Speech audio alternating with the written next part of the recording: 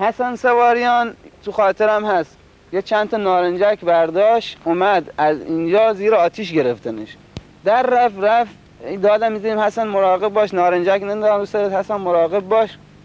رفت خودش کشید پشت اون در کشید و رفت داخل سالن و اینقدر نیروهاشون زیاد بود که این نتونست کاری بکنه.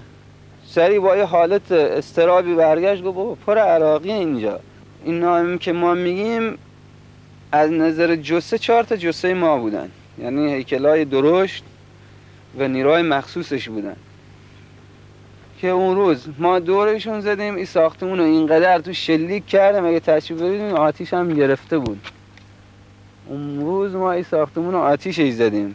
نهایتاً با شهید رضا دشتی و یه سری از بچه‌هایی که RPG داشتن همه رو جمع کردیم و گفتیم بزنیم توی پنجره ها اینقدر بزنیم تا این ساختمون آتیش بگیره، که خلاصه یک جا رو هدف گرفتیم و شلیک کردیم که دیدیم که آتیش گرفت. آتیش که گرفت، آتیش کم کم سرایت کرد و میدیدیم که عراقی‌ها از این پنجره به اون پنجره جابجا می‌شدن.